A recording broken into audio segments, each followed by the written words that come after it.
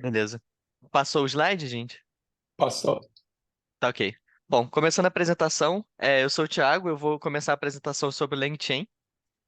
O LangChain, ele é um framework para a criação de aplicações movidas a Language Models, tá? Ele fornece uma série de componentes que, no geral, são abstrações usadas para interagir com esses Language Models, e ele organiza esses componentes formando uma cadeia formando cadeias de ações, que são chamadas de chains. Daí o chain do nome LangChain, né? O framework ele está disponível em Python e em TypeScript ou JavaScript, sendo que a versão em Python é mais completa. Eu suspeito que a de TypeScript é bem mais nova, não tem todas as funcionalidades, principalmente os modelos prontos e coisas do tipo. A de Python você vai achar mais riqueza nesse sentido. Mas, enfim, as duas são basicamente completas, né? A principal referência para essa apresentação é a própria documentação do LangChain. Ela é bem completa, com exemplos de uso e explicações de todos os módulos do sistema, tá? E foi nossa principal inspiração aqui para essa apresentação. Essa aqui é a documentação do Python, mas a do TypeScript também é um site separado, né? Beleza. Como ele nos ajuda a criar aplicações? É, nessas aplicações que a gente procura criar, os language models são as forças motoras. É o principal, é o central. O LangChain, então, ele nos ajuda a interagir e construir ferramentas baseadas neles, tá? Como a gente constrói? Primeiro, a gente tem que fornecer contexto necessário para que os language models possam se comportar como queremos. Lembre-se que os language models, eles recebem strings textuais como input, não tem nenhum outro tipo de input, pelo menos para os modelos de linguagem. Sendo assim, todo o comportamento que a gente procura extrair deles tem que ser explicado para eles como a gente falaria para um ser humano mesmo, em linguagem natural, tá? É, Ele também procura aperfeiçoar as capacidades dos language models, fornecendo ferramentas para que eles podem usar, tá? É, a ideia também é extrair das suas respostas, né, das respostas dos language models, as informações que a gente precisa para construir nossa aplicação e, por último, simplificar o código necessário para implementar as funcionalidades acima, beleza? Os tipos de componentes fornecidos estão separados numa lista de módulos. A nossa apresentação está mais ou menos organizada por essa lista, tá?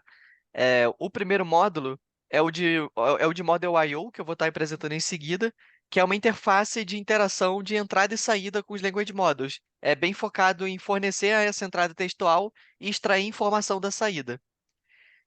Retrieval é uma interface especializada em fornecer dados de domínio da sua aplicação para o language model.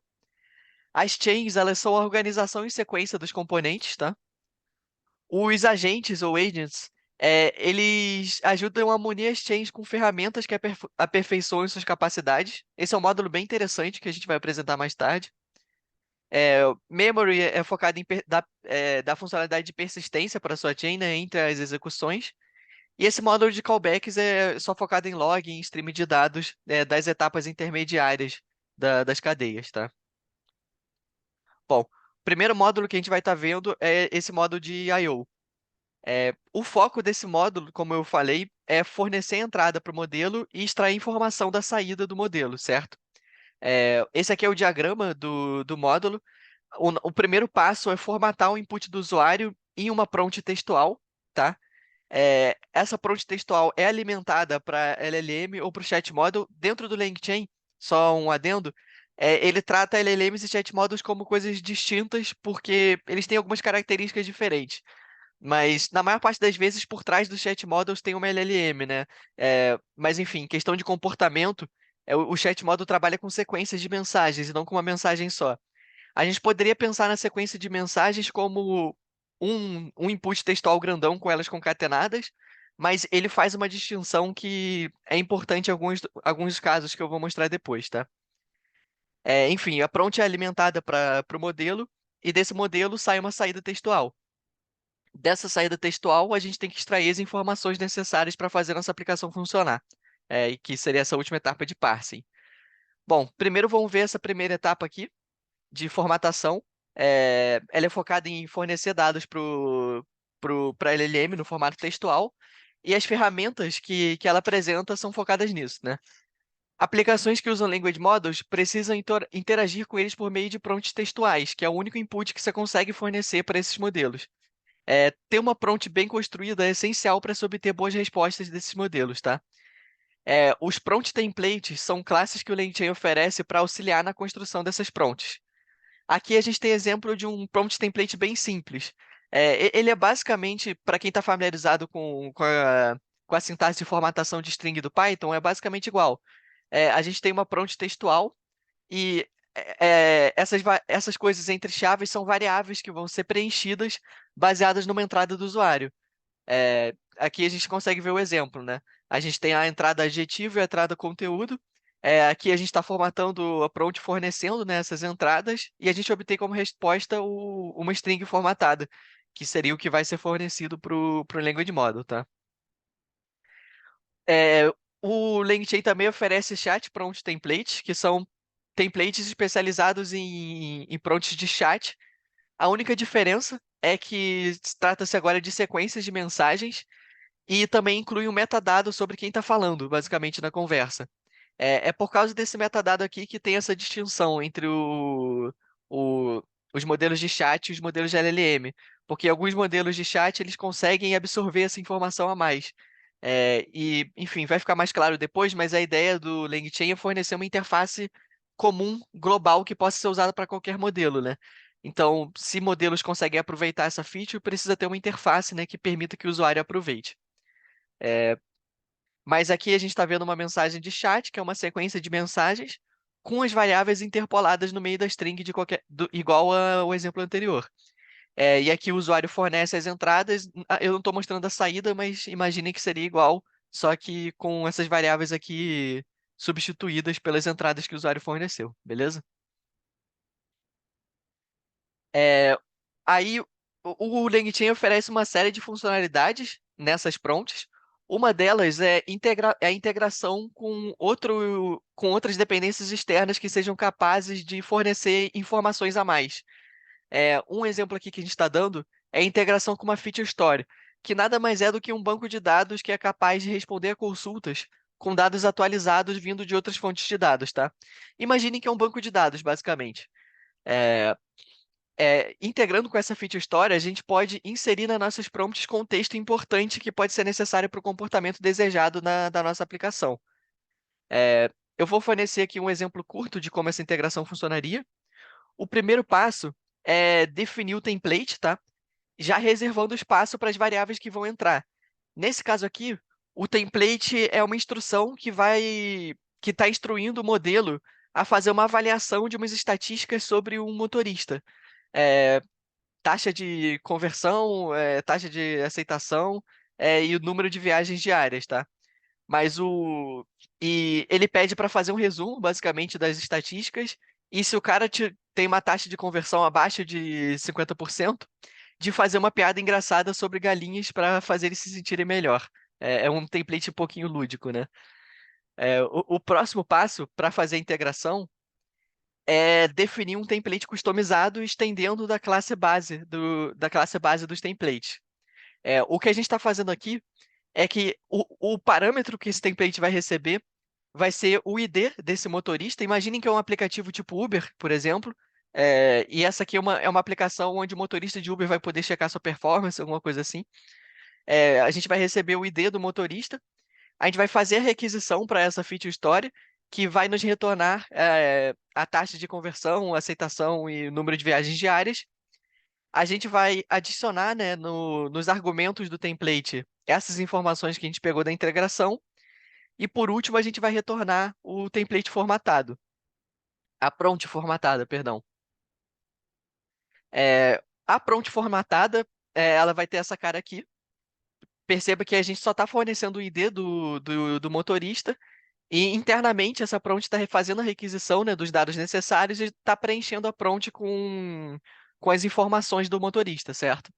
Essa string aqui já está formatada e pronta para ser enviada para a LLM. Essa aqui é o exemplo da resposta da LLM, né? Ela faz um resuminho das estatísticas do motorista, né? E esse cara tá com 0,47 de taxa de conversão. Então a LLM faz uma piadinha, né, sobre galinhas para fazer o cara se sentir melhor. É, enfim, e isso aqui é um exemplo um pouco lúdico, mas ele ilustra sobre como a gente pode usar o LangChain para criar aplicações que fogem um pouco do típico que a gente vê com LLMs. Eu acho que as principais aplicações que as pessoas estão familiarizadas seriam o ChatGPT ou coisas desse tipo, onde você fornece uma entrada, né, e recebe uma saída compatível com a sua entrada. Mas manipulando essa entrada, a gente consegue implementar comportamentos diferentes. Nesse caso aqui, nem tem uma entrada do usuário. Ele apenas vem com o ID dele e a saída é um relatóriozinho das estatísticas, né? Aí, como ilustrado no último exemplo, o desenvolvedor ele pode implementar prompt templates customizados para atender às suas necessidades. Eu vou dar aqui um exemplo de outro prompt template customizado, tá?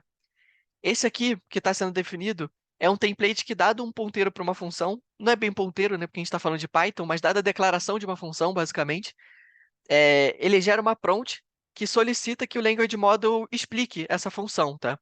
Como funciona?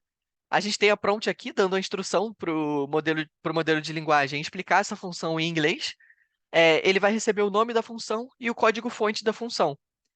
Esse código-fonte vai ser extraído usando essa função aqui de Python mesmo, que usa o pacote inspect, que é um pacote padrão do Python, para obter o código-fonte de uma função. Esse formatador tem uma coisa aqui de validação de input, que eu não vou entrar em muito detalhe, mas é bom saber que é uma possibilidade, né? Validar os inputs do usuário, certo? Ih, perdão, passei o slide. É, o interessante é a função de formatação, né? Que vai obter o código-fonte da função que o usuário forneceu como parâmetro e vai formatar a prompt fornecendo o nome da função e o código-fonte dela. Mostrando um exemplo aqui, a gente está dando o próprio código da função getSourceCode como exemplo, né? E a prompt formatada, a gente vê que ela contém o nome da função e o código-fonte dela, assim como a gente viu no slide passado, certo? Isso aqui seria um exemplo de uma aplicação para explicar código em Python, basicamente.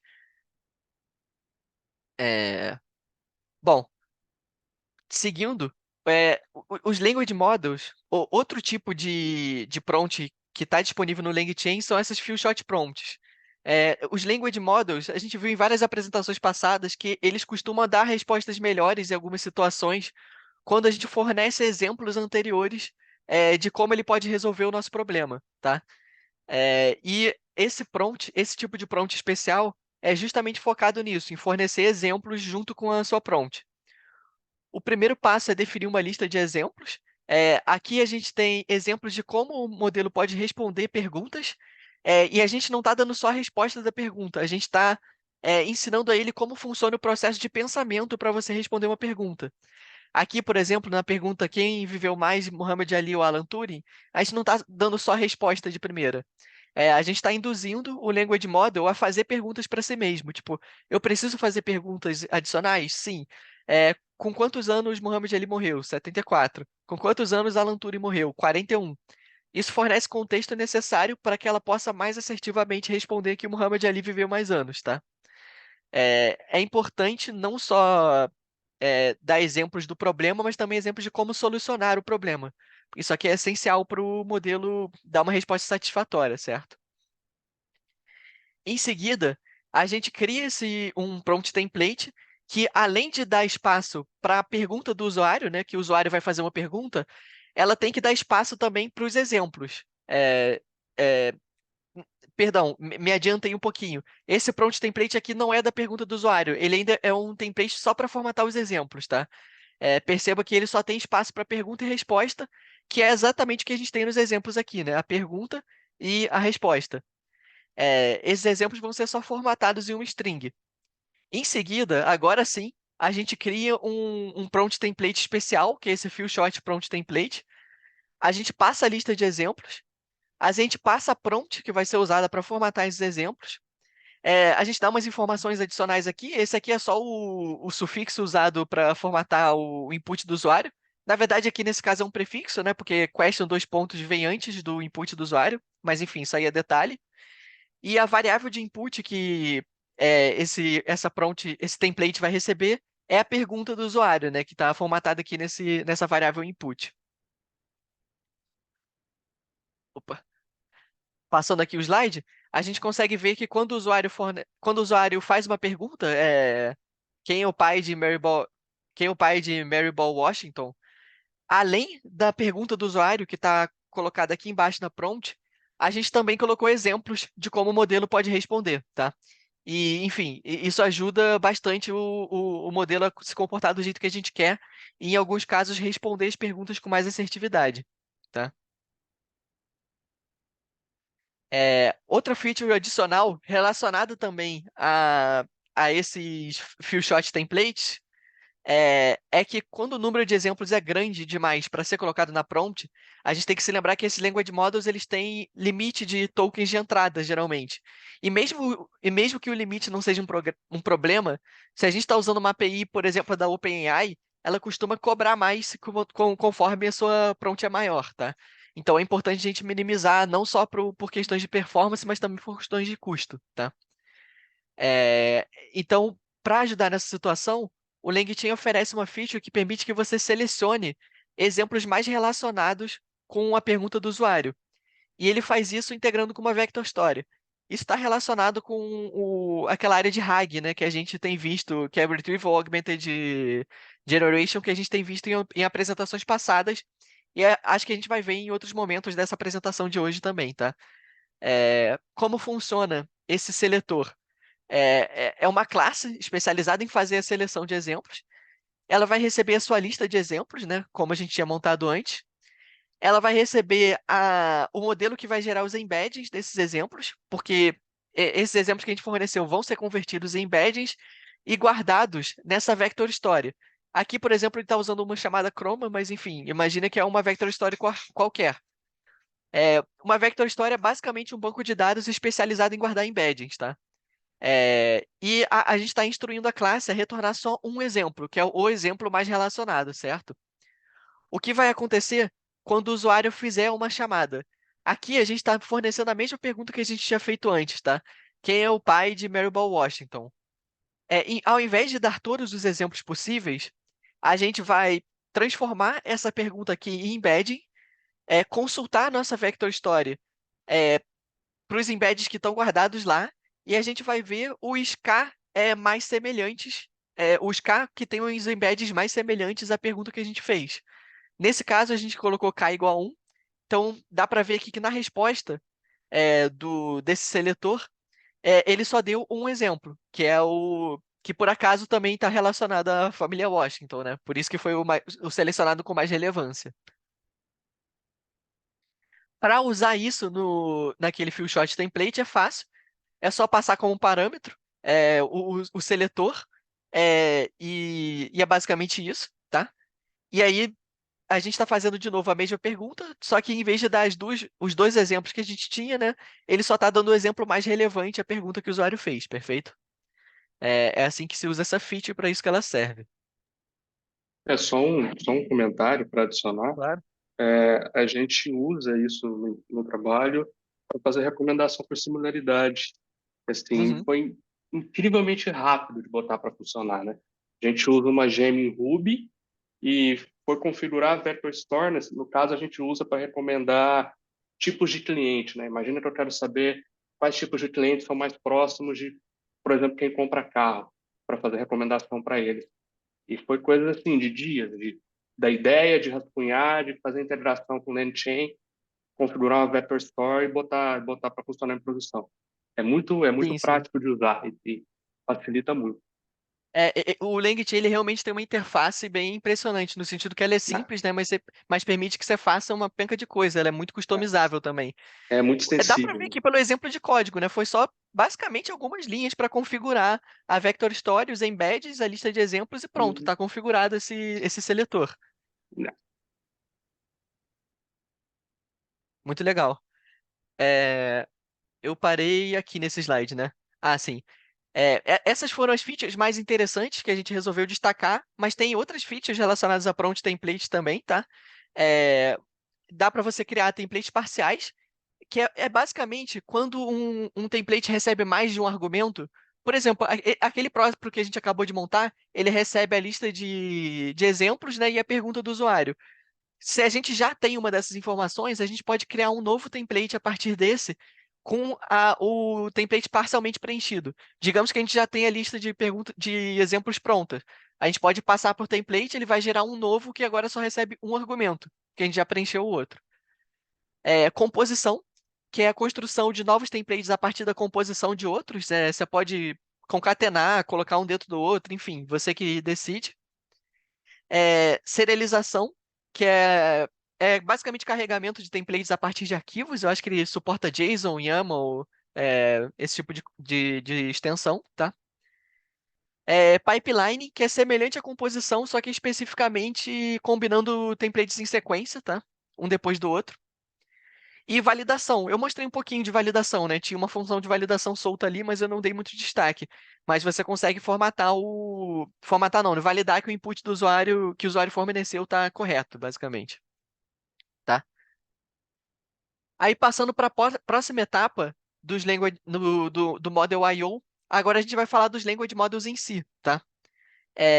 Os Language Models, como eu falei antes, eles são a força motora de aplicações que são construídas usando o LangChain. O LangChain, ele não é um modelo de linguagem e ele não fornece modelos de linguagem prontos, tá? Ele, ele é um, ele é um framework, tá?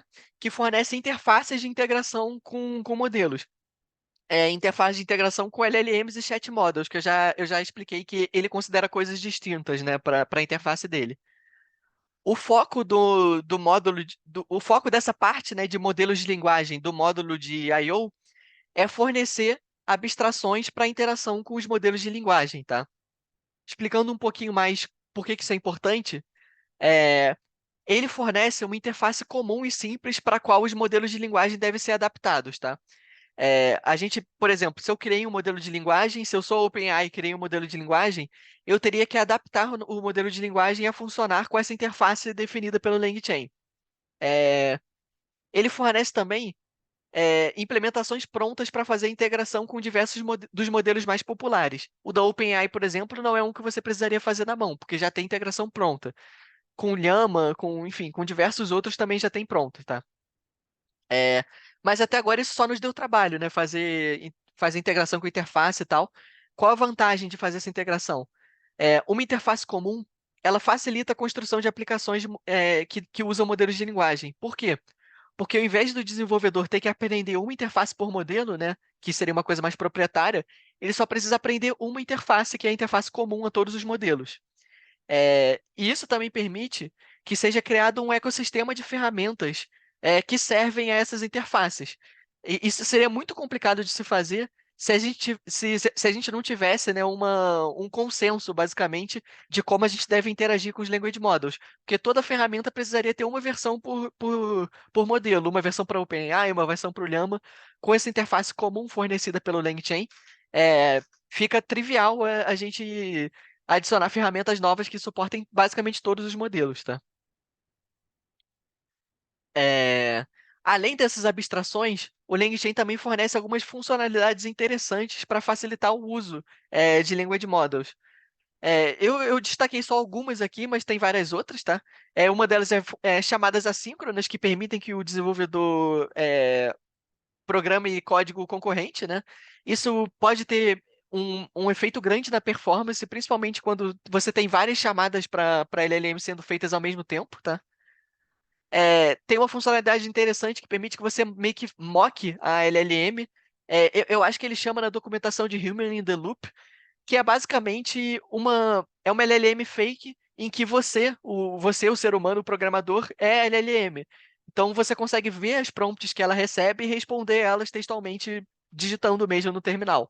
Isso é muito útil para teste, porque a gente viu que tem uma importância grande a prompt que a gente fornece para a LLM, e a gente vai ver que a saída da LLM também é muito importante, né? Isso aqui é interessante para teste.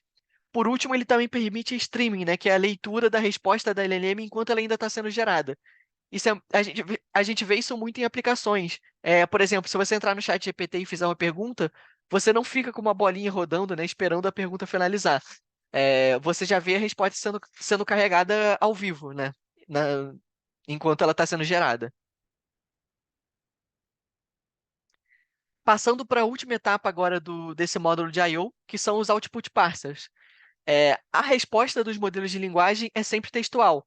Só que muitas vezes, para a gente aproveitar esses dados, isso não é desejável. Os output parsers, eles são especializados em extrair dados estruturados dessas respostas textuais, beleza? Aqui a gente tem um exemplo simples, só para ilustrar o problema, né? A gente pede para o modelo gerar uma piada, ele gera uma piada textual e a gente faz um parsing e separa ela em setup, que é o que cria a expectativa da piada, né? E a punchline, que seria a conclusão da piada. Eu vou explicar melhor como isso aqui funciona daqui a pouco. Existem output parsers para alguns formatos primitivos, como uma lista separada por vírgula, coisa do tipo. Mas quando a sua saída é algo mais complexo, o usuário pode definir o template desejado, tá? Aí isso é extremamente interessante, essa parte, porque lembre-se que a única entrada que o modelo aceita é texto. Então, se você quer uma saída no modelo num jeito específico, você tem que explicar para o modelo o que você quer, essa saída, e explicar em linguagem natural mesmo.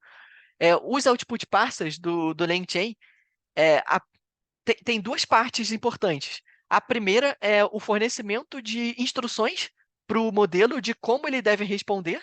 Aqui, eu peguei o código desse Common List Separated Output Parser, que ele faz parsing de listas separadas por vírgula.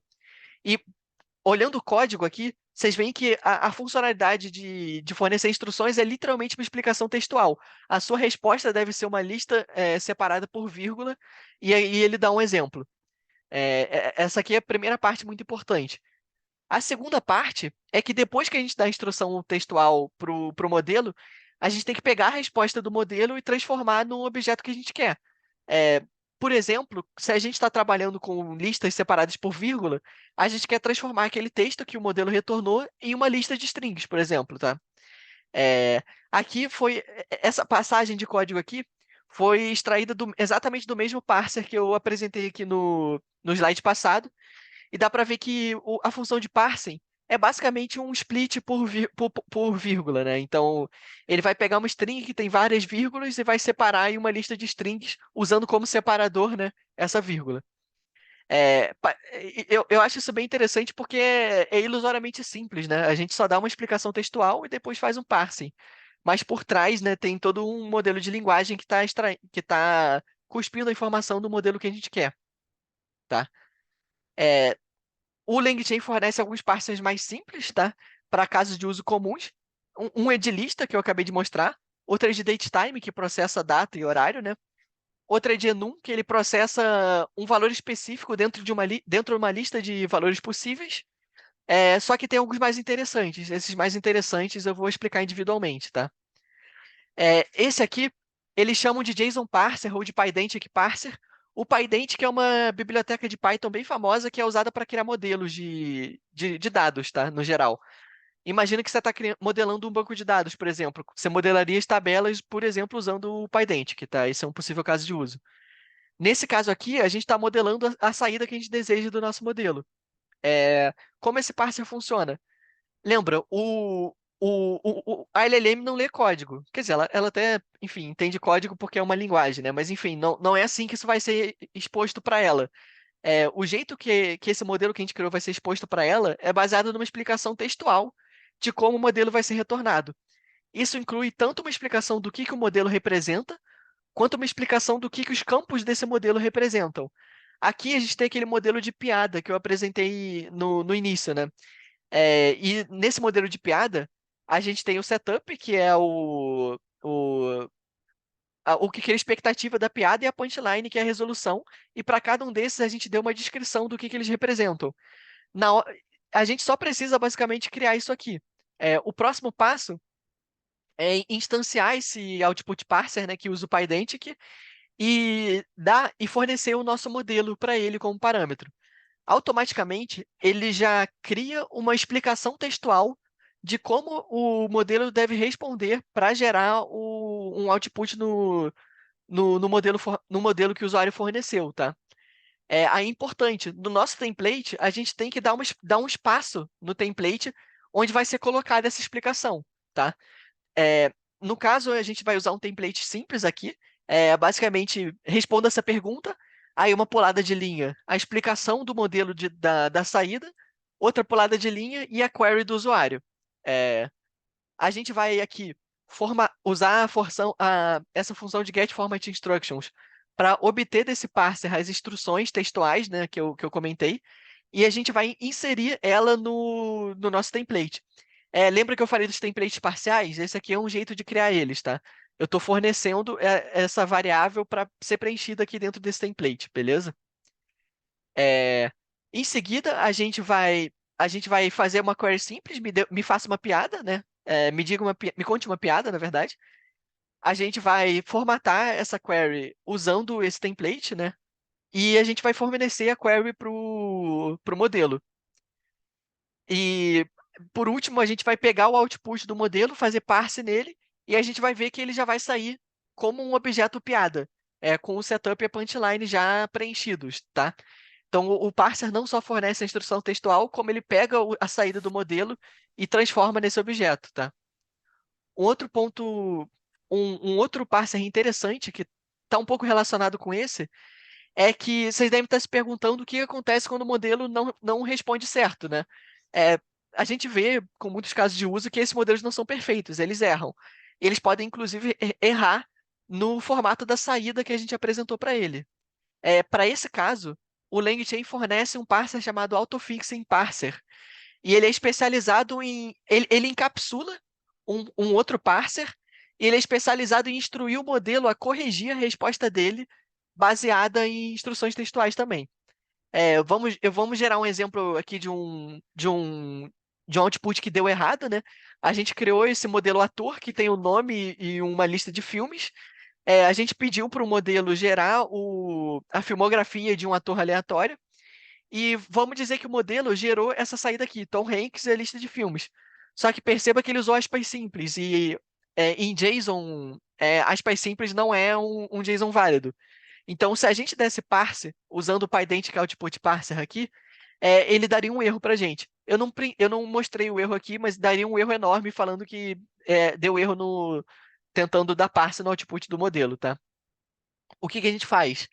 A gente instancia esse autofixing parser.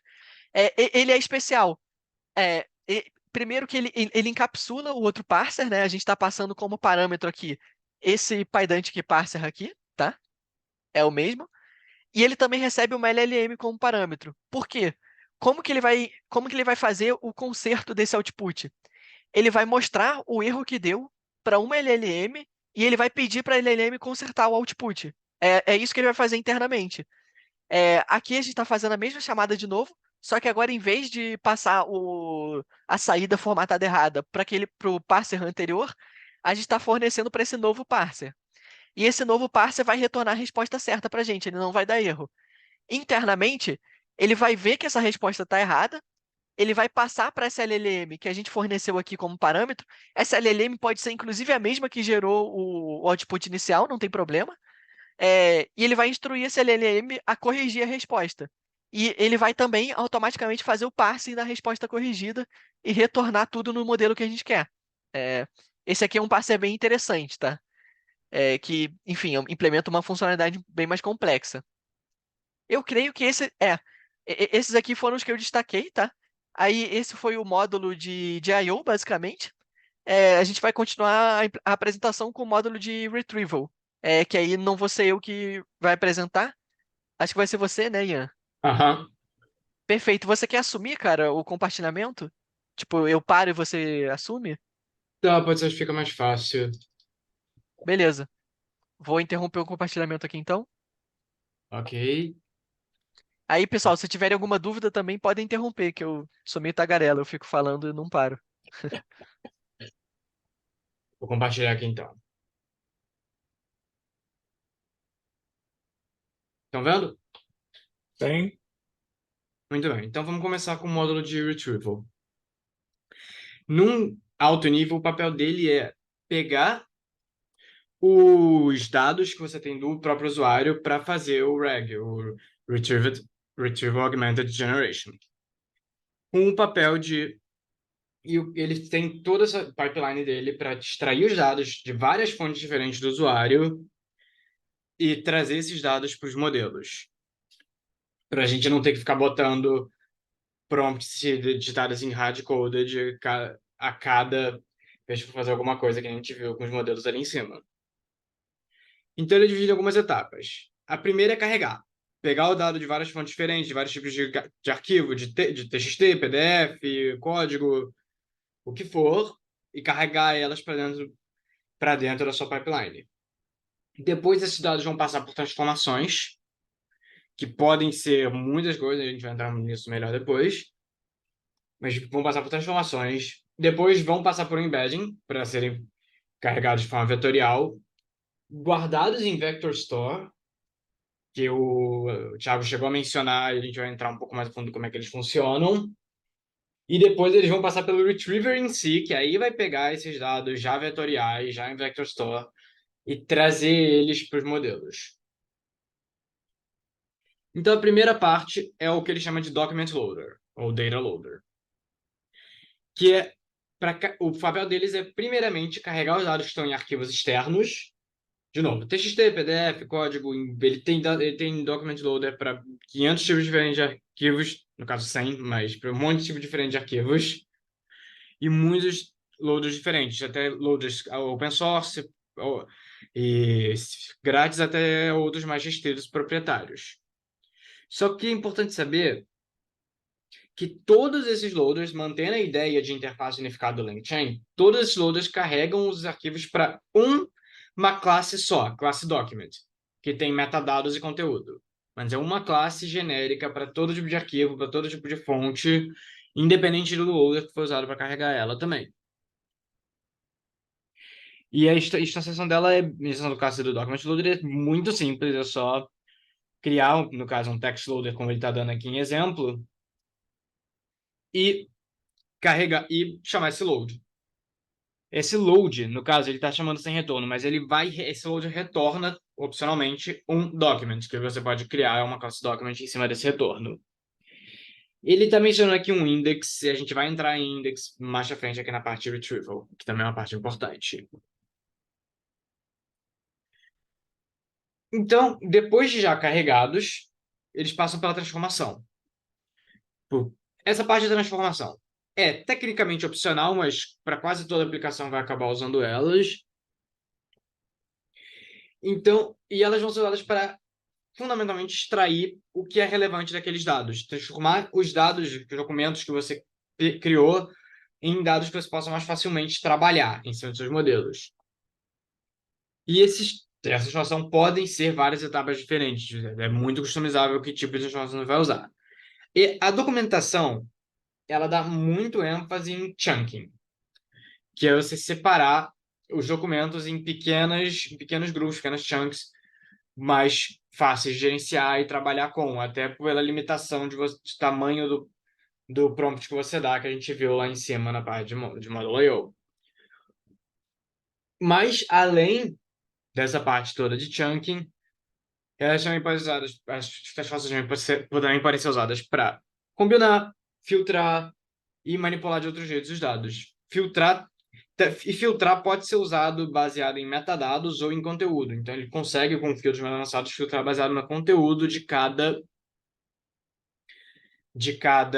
documento. Uma coisa importante, só para deixar claro já.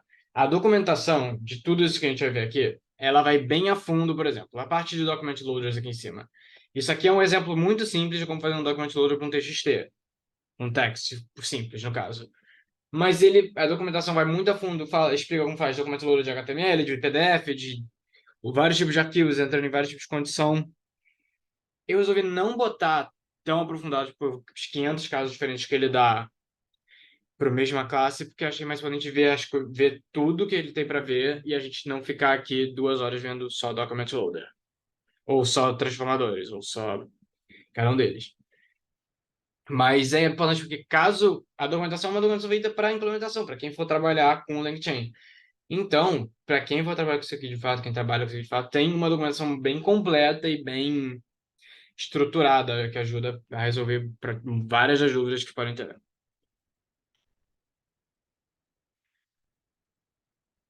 Agora, voltando. Ele, como eu tinha dito, ele dá um ênfase muito grande à parte de chunking, na parte de Transformers.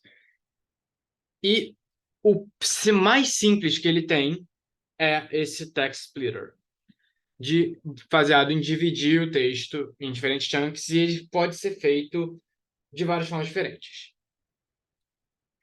Porque você tem algumas coisas que você é importante definir quando você vai dividir esse texto.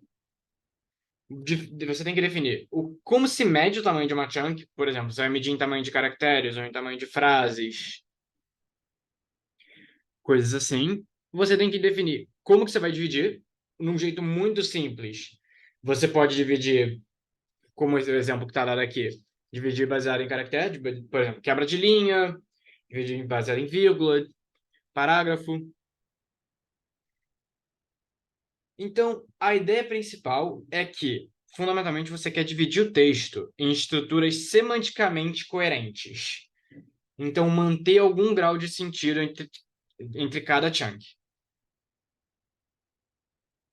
O que esse transformer faz é, ele divide primeiro até criar chunks bem pequenas. E depois ele combina essas chunks bem pequenas em chunks maiores que ainda tenham semântica, ainda tem algum sentido semântico coerente entre elas. E por último, ele cria overlap. Isso é praticamente universal entre todos os text splitters deles. Ele cria um overlap para que o contexto, um pequeno overlap, não total, mas um pequeno overlap entre as chunks, para que o contexto consiga se carregar de uma chunk para outra, para que o modelo não perca completamente o contexto.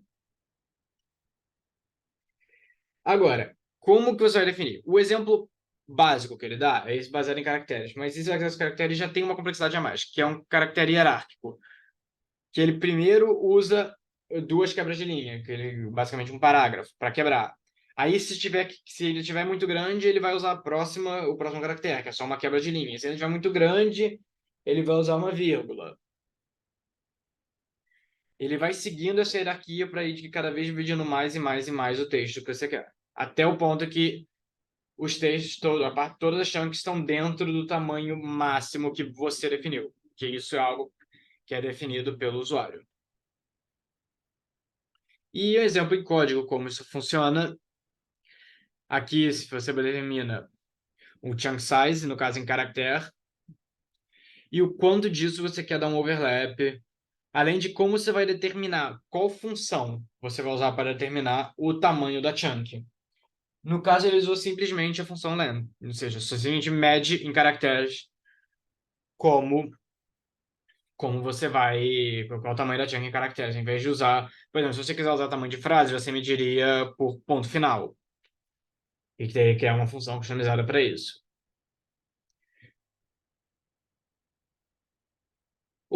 Agora, divide texto não é a única transformação. É aquele que dá mais detalhe na implementação, dá mais a fundo na página primária de Text Transformer, é onde ele fala mais disso, mas tem outras, falando mais coisa que ele também explica mais para frente, mas que a gente não vai entrar tão a fundo. Ele consegue filtrar redundância, consegue, usando APIs externas, traduzir texto, consegue extrair metadado, restaurar diálogo para chat models e outras que ele também só menciona assim como e outras que podem ser vistas mais a fundo. Agora, já tendo em vista como a gente faz o load dos documentos, como a gente carrega e como a gente já tem esses documentos na nossa estrutura interna, é hora de fazer o embedding deles, para transformar eles em dados vetoriais que a gente consiga usar. Então, o papel do embedding, de novo, o embedding é uma estrutura, uma classe embedding, que pode ser usada vários embeddings diferentes dependendo da preferência do usuário. A ideia dele é que, assim, a grande contribuição do embedding, que a gente já viu em várias outras aulas, vários outros modelos, é que facilita trabalhar com texto, permite achar textos parecidos, faz todo o processo de contas e de uso de modelos fica viável com dados vetoriais. E ele oferece mais de 25 modelos de embedding diferentes, que você tem que instalar cada um individualmente, mas são todos usados pela mesma interface. E o importante também é dizer que o embedding ele pode receber um documento, uma árvore de documentos ou só uma chunk. Uma chunk, importante deixar isso claro, uma chunk de um documento que foi dividido lá em cima dos transformers, ele interpreta ela também como um document, cujo parent, o pai desse document, vai ser o document original. A gente vai ver um pouco mais disso na parte de indexação, mas uma chunk é, por estrutura, um document, só que um document reduzido. Então, ela também pode ser passada só uma chunk, um document inteiro, ou até um conjunto de documents para esses embeddings. E agora, os vector stores. O vector store é quem vai ficar responsável por guardar esses vetores gerados pelos embeddings. De novo, vector stores podem ter vários vector stores diferentes que vão ter funcionalidades e prós e contras diferentes. Então, ele oferece mais 50 que o usuário pode escolher qual usar. Além disso, para o vector store, ele trabalha com o sentido de query, de que é como você vai procurar um vetor ali dentro. Porque no final, você vai ter um volume de dados, é esperado que você tenha um volume de dados muito grande lá dentro. Então, você tem que ter queries que te permitam, que o vector store vai facilitar que com essas queries você ache, por similaridade, os projetos mais parecidos. Como a gente chegou até a ver rapidamente na parte do Model I/O lá em cima.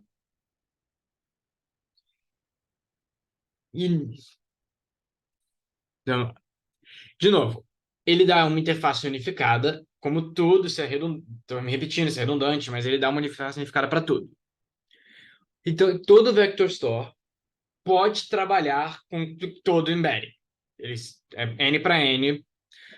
Então, independente da sua escolha de embedding, você pode escolher qualquer Vector Store que o LangChain disponibiliza. E vice-versa. E, de novo, criar um Vector Store não é bem simples em termos de código. Aqui é uma pipeline mais completa de que ele cria um text loader para os documentos, cria um splitter para fazer a transformação, carrega esses documentos carrega os documentos, já divide eles, e aí cria o vector store nesse db igual chroma from documents, passando esse OpenAI embeddings. Ele já passa o embedding direto para o vector store. Porque a ideia é que o vector store já usa esse embedding e vai usar para todas as operações dele esse embedding. Depois ele cria uma query para mostrar como é que é a consulta. E busca por similaridade. Quando você chama esse similarity search, o vector store, esse DB, já vai usar o embedding que está dentro dele. Então você não precisa... Você pode, ele dá a opção de você passar individualmente por cada query, você passa qual embedding usar. Mas não precisa do padrão, ele vai usar o que está dentro dele. E aí depois esse docs volta como um elemento iterável, uma lista que você pode de documentos, uma lista de documentos isso aqui, que tem dados e metadados, e ele vai pegar o conteúdo desse documento para mostrar.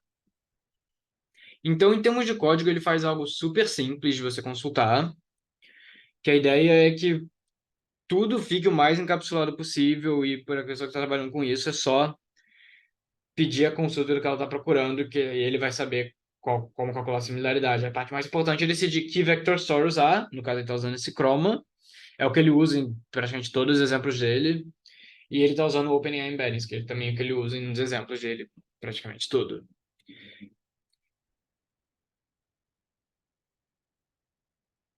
Agora, ele também dá a opção, que é aí onde entra um pouco mais, que o desenvolvedor, no caso, tem que fazer um pouco mais de decisões e um pouco mais de cuidado, é a parte assíncrona. Porque se as aplicações do Vector Store estão rodando como serviços separados do resto da aplicação, e aí vai precisar de algum tipo de I/O, isso pode gerar atraso, latência, que pode precisar que ações sejam assíncronas para funcionar direito. Então, todo método relacionado ao Vector Store, a query, tem esse prefixo A.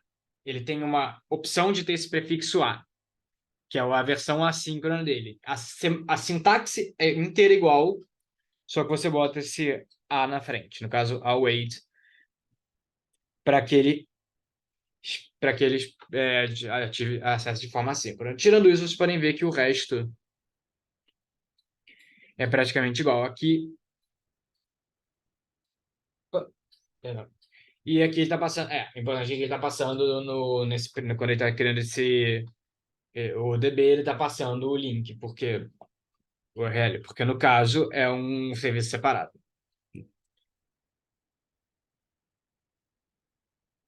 Agora, quase na parte final da pipeline, a parte final, na verdade, da pipeline do retrieval são os retrievers em si.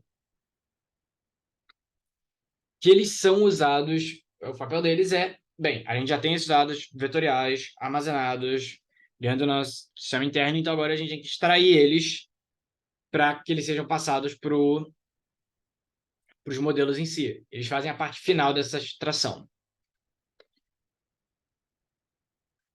E os retrievers, como a gente viu os vector stores aqui em cima, que oferece, por exemplo, esse similarity search, os retrievers também oferecem esse tipo de operação. É importante notar...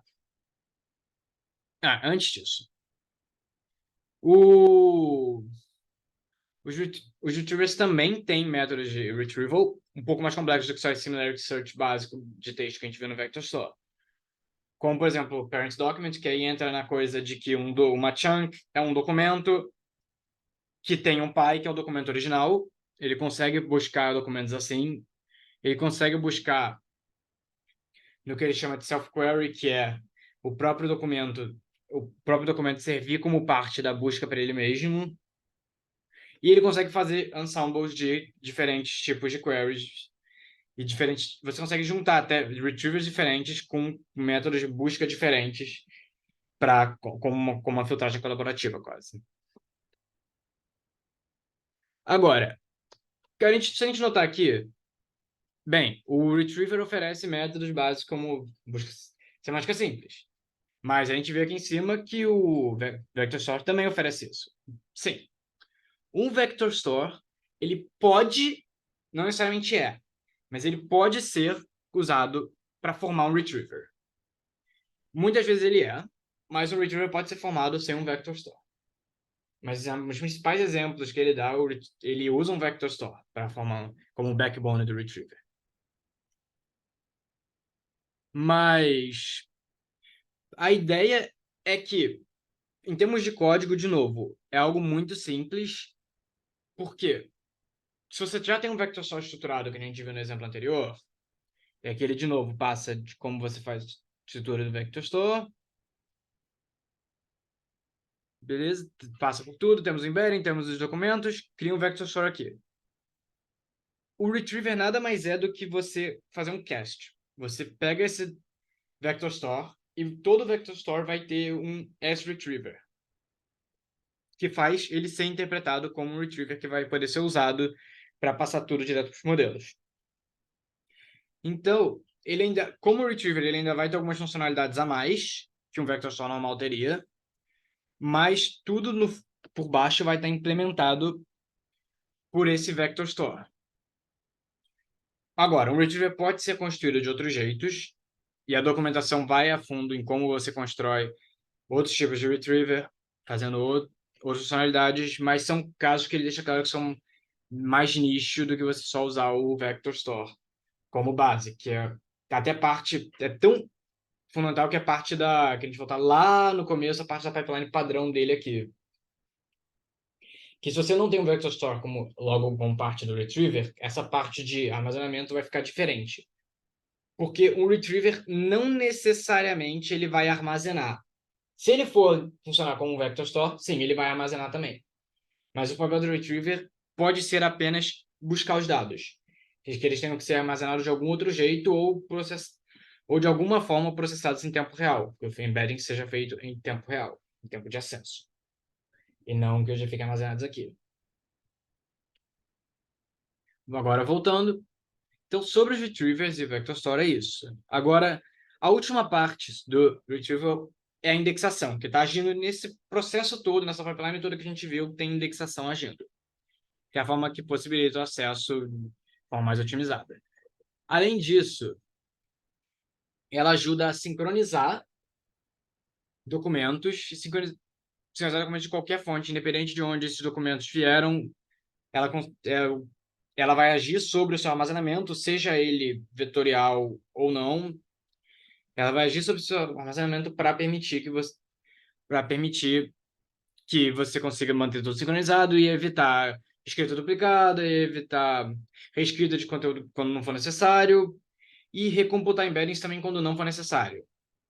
Ela aplica primariamente sobre os documentos antes do embedding, ou seja, não sobre os dados vetoriais, mas indiretamente, como ela altera os documentos, a eleição altera os documentos não originais, ela vai acabar alterando os embeddings também. E importante notar, mas isso é esperado, que mesmo que documentos passaram por vários, independente do tipo de transformação, das transformações oferecidas pela LangChain, a indexação ainda funciona sobre eles. Então, é de novo a coisa de um documento que foi separado em várias chunks. É importante até para a indexação saber que todas essas chunks vieram do mesmo documento original. Ter o registro de quem é o pai de cada chunk, por exemplo. Agora, para ela agir direito e para os embeddings funcionarem direito no Vector Store, tem que ser Vector Store que suportem a ideia de procurar por ID, porque toda a indexação é baseada nesses IDs de documento. O Vector Store, aquele Chroma que ele dá de exemplo, que ele dá de exemplo padrão, suporta e você consegue usar ali. Mas não todo Vector Store oferecido pelo LangChain suporta isso, então isso é algo que tem que ficar atento. De novo, ela usa, independente de indexação que você está usando, ela tem essa classe Record Manager, genérica para isso, cujo papel é manter um registro de tudo o que aconteceu, toda a escrita que foi feita, quando foi feita, por quem foi feita, quem é o pai de cada documento, e tudo isso ele usa os IDs. Porque uma vez que o conteúdo pode mudar, o metadado pode mudar, esse ID é a maneira que ele tem de, bom, identificar o documento, e por isso que é necessário que um vector só suporte isso, que nem eu sei, que o caso, não é o caso de todos. Esse Record Manager, ele cria um hash para cada documento. Opa! E nesse Record Manager, para cada documento, nesse hash, ele guarda o conteúdo, o hash do conteúdo, o hash do metadado, o ID da fonte, que geralmente é o pai, mas pode ser algum outro documento que que causou aquela escrita, que não necessariamente é o pai, mas um documento causou alteração em outro. Pode acontecer. Por exemplo, um documento filho muda algo, alguma parte de metadados, é possível que mude alguma coisa no documento pai dele. E guarda o momento da escrita em uma resolução de tempo alta. Então não é uma questão de, não é só a cada segundo. Ele guarda, eu acho que é questão de milissegundos a resolução de tempo dele. E ele usa essas estruturas, inclusive a parte temporal, para determinar a ordem de operação.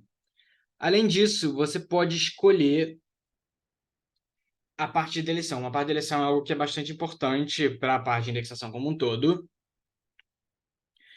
porque no momento que é o que você vai fazer no momento que um documento é deletado.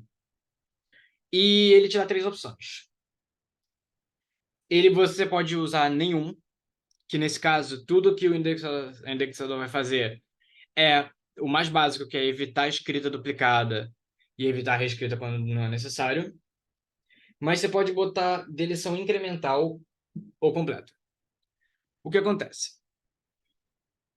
Por que deleção é importante também? Porque quando você escreve um documento novo, ou melhor, quando você altera um documento que já existe, por um certo período de tempo, vai existir lá a versão antiga do documento e a versão nova. A ideia é que você tenha que reconhecer e deletar aquela versão antiga. O indexador completo quer dizer, a parte da deleção completa, ela só age no final da indexação. Então, essas versões duplicadas de documento vão existir nos seus dados por mais tempo. Mas, com uma vantagem da deleção completa, é que ela lida melhor com os casos de que você tenha como tratar as deleções de pai e deleção de documentos fonte originais que você vai ter que alterar toda a resto da estrutura. Por exemplo, na deleção incremental, ela ocorre enquanto a indexação está acontecendo. Então, você vai ter menos tempo com documentos duplicados nos seus dados. Porém, caso um documento pai seja deletado, na deleção incremental, isso não necessariamente vai deletar os links que ele tem para os filhos corretamente. E às vezes vai ficar e pode deixar alguns links fantasma, não é uma palavra que eles usam na documentação, para ser claro, é só uma palavra que eu tirei agora, mas tu vai deixar esses links que aí vão estar desatualizados ainda dos seus dados, para um pai que não existe mais. A deleção completa não, ela vai deletar tudo certinho. Porém, você vai ter mais tempo que seus dados vão estar desatualizados em relação a documentos duplicados. Isso pode, de alguma query, retornar 2 documentos quando deveria retornar um só. E aí você não vai saber qual é o certo. Sim, quer dizer, dá para lidar com isso. A maneira de lidar com isso, você pode checar sempre nos metadados do documento o tempo de escrita, mesmo que ainda esteja acontecendo a indexação. E aí você consegue ver qual é o documento mais recente, mas exige sempre um esforço a mais. Mas a parte de retrieval é isso. A gente viu como ele faz toda a retirada dos documentos, como ele traz os documentos de fora para dentro dos seus dados e faz todo o processamento deles para dados vetoriais que possam ser usados, então, pelos modelos. Depois, como ele pega isso para tratar os modelos e como ele gerencia isso tudo para manter seus dados coerentes e atualizados. E agora a gente vai para a parte de agentes. Eu vou Esse é o compartilhar a tela aqui.